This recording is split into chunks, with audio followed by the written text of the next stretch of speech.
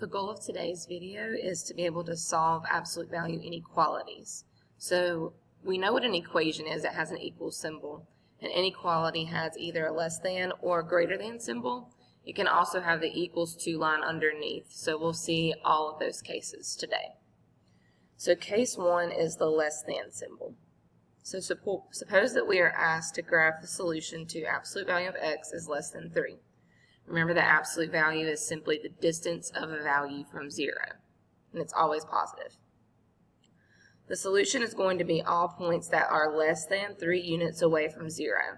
So if we look at the number line, the way that we would sketch that idea is we would go 3 units to the right of 0, so 1, 2, 3. But we would put an open circle here. Think back to math in elementary school. You would use open and closed circles depending on if you had an equals to symbol or you did not have an equals to. So since we're not including the distance of 3, we have to put an open circle to say that this is not included. Same idea, we're going to go 3 to the left and then an open circle. So this would be our solution graphed out on a number line. We're going to focus more on how to write this solution versus graphing it. So if we want to write this solution, we would need to include all points between -3 and 3. Since this is one interval, I'm going to write my answer as one interval. So it's going to be -3 is less than x, which is less than +3. Then this just means that all of your x values that would work in this inequality are between -3 and 3, but do not include those two endpoints. Another way that we can write this is interval notation, which we've seen earlier in the semester, using either brackets or parentheses. Well, brackets mean that a value is included. Parentheses means that it's not included. So we could also write this as parentheses, -3, and then comma 3, just saying that all of our solutions would be between -3 and 3. So this pattern always holds for a less than absolute value inequality. Given that we have absolute value of x is less than any number a, your solution will always be in this form. So x is between the negative and positive. So we would also have one interval here as well. Even when the exercises get more complicated, the pattern still holds. So that's nice to know. You can always go back to this case when you have a less than in your original problem. Case number 2 is going to be the greater thans.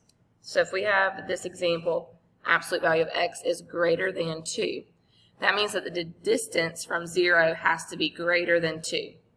So it can't be less than 2. So instead of getting all the stuff that is less than, we're going to start at 2 points away from 0. So +2, open circle because this does not have an equal symbol, and then -2, open circle. And we're not going to shade in between because we don't want the distance less than 2. We want the distance greater than 2. So that would be everything to the right of +2. So we'll put an arrow on it to indicate that it goes forever. And then everything to the left of -2. Again, an arrow showing that it goes forever. Now notice that there are 2 pieces of this graph. So there's going to be 2 answers in our solution. We can't make this as one inequality. We're going to have to break it up. So we're going to write it as this right here, this idea right here. X is less than -a or x is greater than +a. And in this case, our a value is 2. So we're simply going to write x is either less than -2 or x is greater than 2.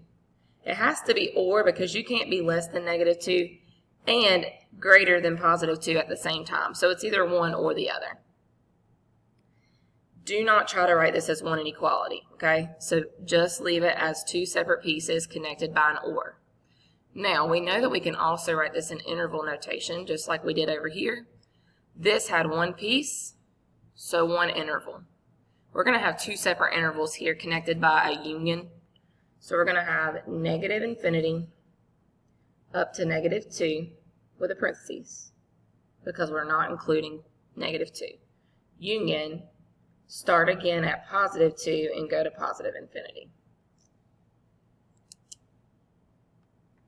Now we're going to practice solving a more complex absolute value inequality by hand. This first case is a less than scenario.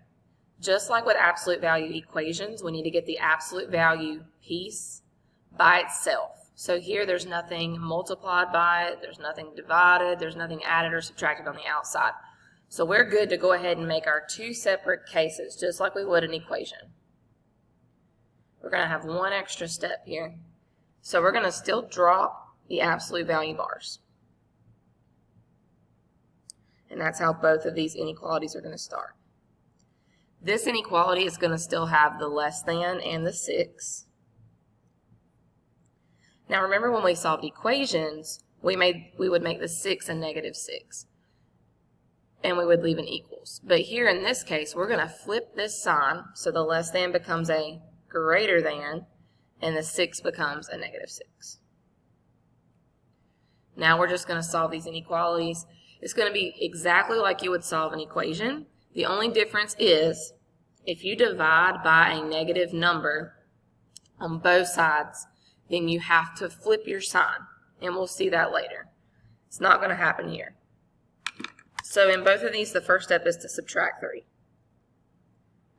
So 2x is less than 3. In the second inequality, subtract 3. 2x is greater than -9. And then our last step is to divide by 2 on both of these. And again, we're dividing by +2, so we do not have to flip the sign here.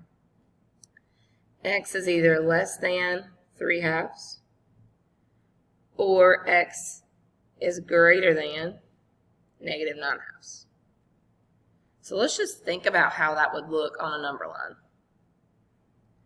If this is 0, -9/2 would be to the left, right?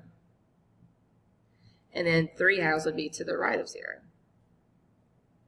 Of course, this is not to scale. We want everything less than 3/2, but to the right of -9/2. So do you see how this becomes another one of those less than cases? Going back to case number 1, it's everything in between. Since we do not have an equals to, we will put open circles on that. Okay, again, the picture or the graph here is not required. This is just to help us kind of formulate our thoughts. So we can put these into one inequality since this is one interval. -9/2 would be the left side. So less than x, less than 3/2. You can write it that way, or you can write it in parentheses, -9/2 up to 3/2. And then I'm going to show you how to do this in Desmos real quick. So you could skip all the work by hand and go straight to Desmos with the same problem.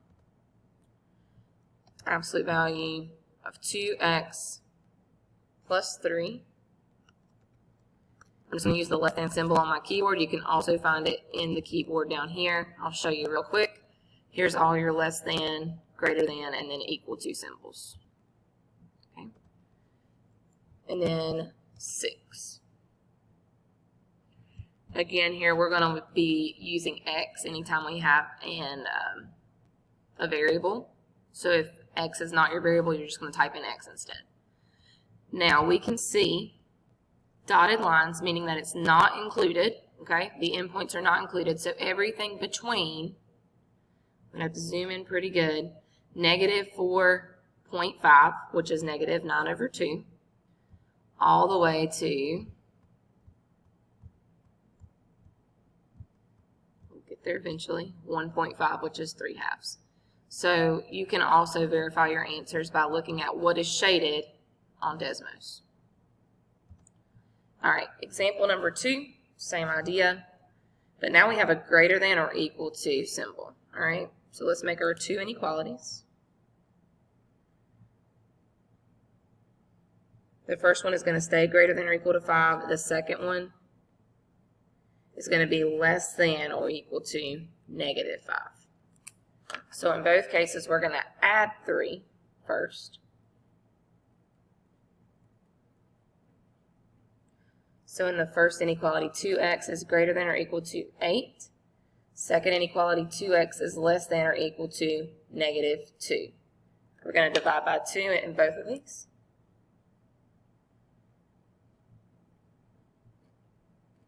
So x is greater than or equal to 4, and then x is less than or equal to negative 1.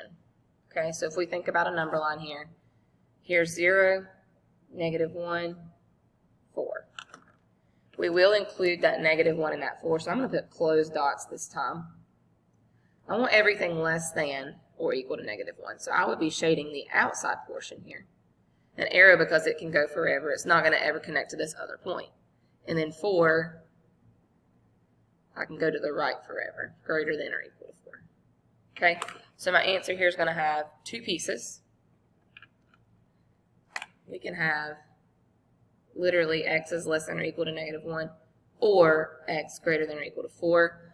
Leave those written separately with an or in between, or you can do interval notation, negative infinity up to negative 1, with a bracket this time because we are including that negative 1, union 4 to positive infinity. And now we can go check this in Desmos. So 2x minus 3 is less than or equal to, so I'm going to go to my keyboard to find that here, or greater than or equal to, I'm sorry, and then 5. Now look what happens. We have 2 shaded regions on our graph. We have solid lines now to indicate that those points are part of the solution. So we have everything less than negative 1 or equal to negative 1, and then we have everything greater than or equal to 4, which just verifies what we found by hand. There are 2 special cases that we haven't talked about, but that may show up in your coursework. The first special case is if we have an absolute value that is less than a negative. So I want you to think back to what absolute value means. It is the distance of a value from 0, and it's always positive. So would it be possible for absolute value to be less than a negative number? Trick question. No, it's not possible. So no solution here. And there would be nothing to sketch on your number line because absolute value can never be negative, so it's not going to be less than a negative number. Just that would be more negative. Special case number 2 is greater than a negative. Okay, so absolute value is always going to be positive, so it's always going to be greater than a negative number, no matter what that negative number is. So this would be all real numbers. So I'm going to write all reals. You could write that as negative infinity to positive infinity. And then if you were graphing that on the number line, it would literally be the whole number line. So you would shade in the whole thing with arrows on the ends.